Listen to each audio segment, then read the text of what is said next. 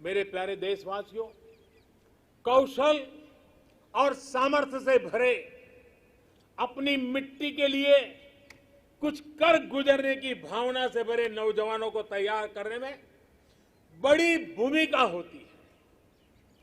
किसकी होती है?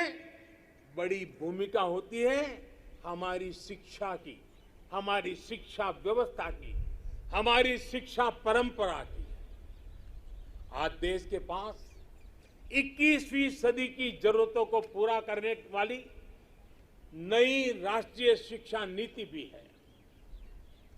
अब हमारे बच्चे ना कौशल की कमी के कारण रुकेंगे और ना ही भाषा की सीमा में बंधेगी।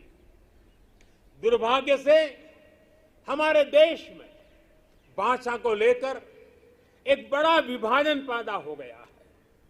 भाषा की वजह से हमने देश के बहुत बड़े टैलेंट को पिंजरे में बांध दिया है।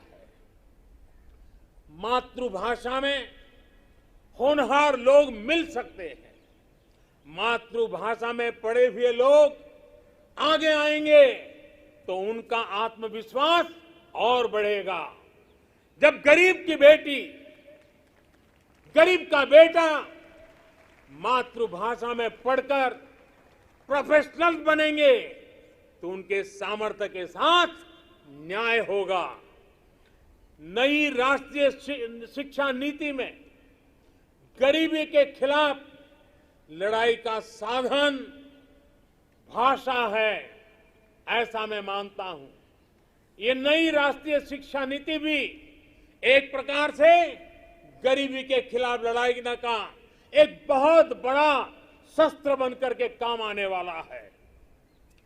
गरीबी से जंग जीतने का आधार भी मातृभाषा की शिक्षा है, मातृभाषा की प्रतिष्ठा है, मातृभाषा का महात्म्य है।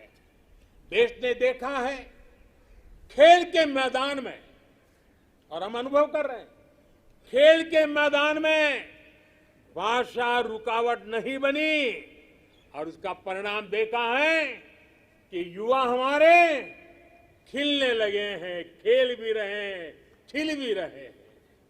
अब ऐसा ही जीवन के अन्य मैदानों में भी होगा। नई राष्ट्रीय शिक्षा नीति, उसकी एक और विशेष बात है, इसमें स्पोर्ट्स को एक्स्ट्रा करिकुलर के जगह मेन स्ट्रीम पढ़ाई का हिस्सा बनाया गया है।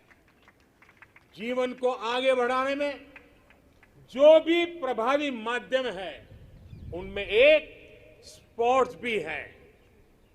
जीवन में संपूर्णता के लिए जीवन में खेलकूद होना, स्पोर्ट्स होना बहुत आवश्यक है। एक समय था जब खेलकूद की मुख्य धारा नहीं समझा जाता था। मां बाप भी बच्चों से कहते थे कि खेलते ही रहोगे तो जीवन बर्बाद कर लोगे। अब देश में फिटनेस को लेकर, स्पोर्ट्स को लेकर एक जागरूकता आई है। इस बार ओलंपिक में भी हमने देखा है, हमने अनुभव किया है। ये बदलाव हमारे देश के लिए एक बहुत बड़ा टर्निंग पॉइंट है।